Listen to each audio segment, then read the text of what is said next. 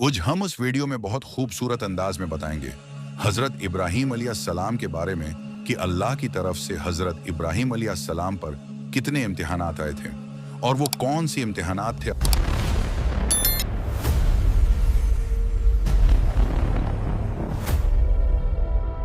हजरत इब्राहीम अलैहिस्सलाम उस सरजमीन में पैदा हुए जहां लोग अल्लाह को छोड़कर खुद बनाए हुए देवताओं के आगे सिर झुकाते थे।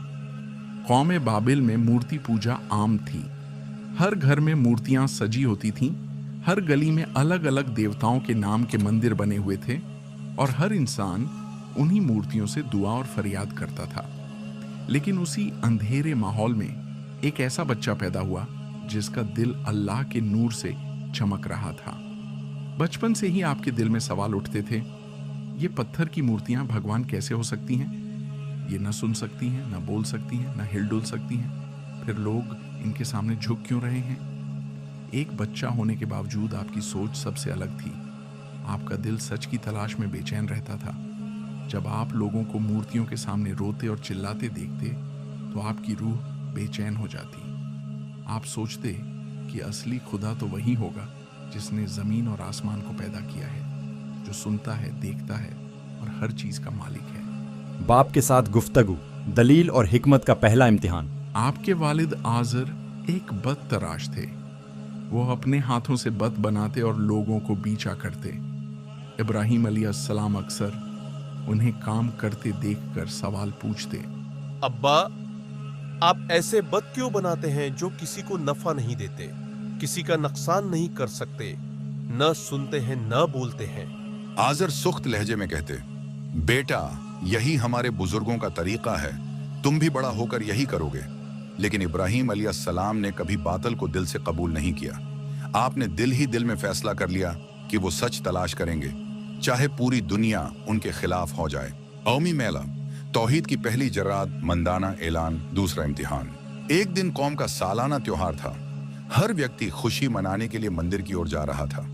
उसी दौरान इब्राहीम अलैहिस्सलाम ने सबसे कहा, तुम्हारी यह इबादत तुम्हें कोई फायदा नहीं देगी, तुम्हारी मूर्तियां झूठी हैं। कौम के सरदार गुस्से से आग बबूला हो गए। उन्होंने कहा, यह लड़का हमारे देवताओं का अपमान करता है। लेकिन इब्राहीम अलैहिस्सलाम डटे रहे। उन्होंने कहा, मैं तुम्हारे उन झूठे खुदाओं को पसंद नहीं करता।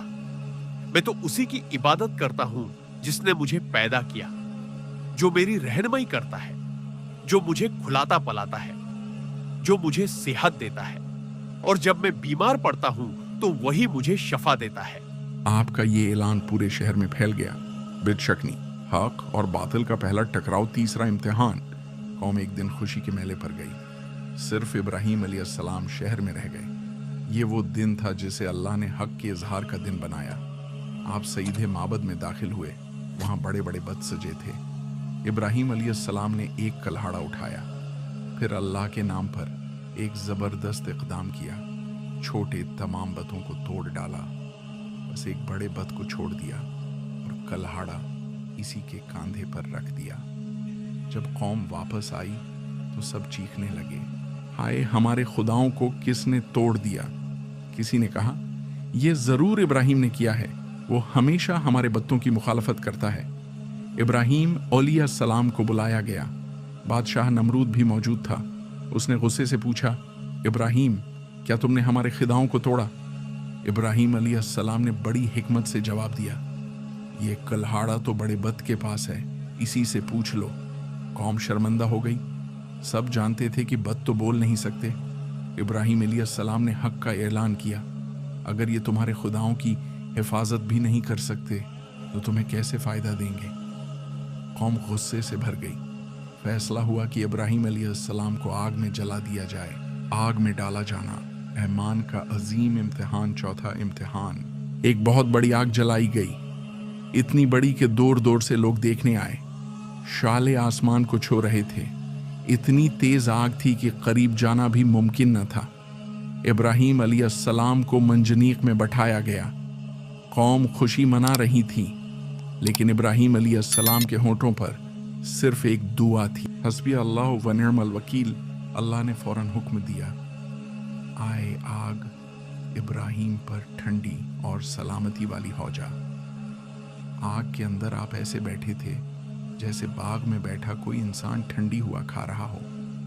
लोग हैरत ज़्यादा रह गए। ये अल्लाह की तरफ से इब्राहीम अलैहिस्सलाम के लिए एक अजीम मौजिज़ा था। हजरत, अल्लाह की खातिर वतन छोड़ देना पांचवा इम्तिहान। कौम ने फिर भी ईमान न लाया। अल्लाह ने इब्राहीम अलैहिस्सलाम को हुक्म दिया कि वो इस ज़मीन को छोड़ दें। आपने वतन, घर, रिश्तेदार और सब कुछ छोड़ दिया सिर्फ अल्लाह की रज़ा के लिए।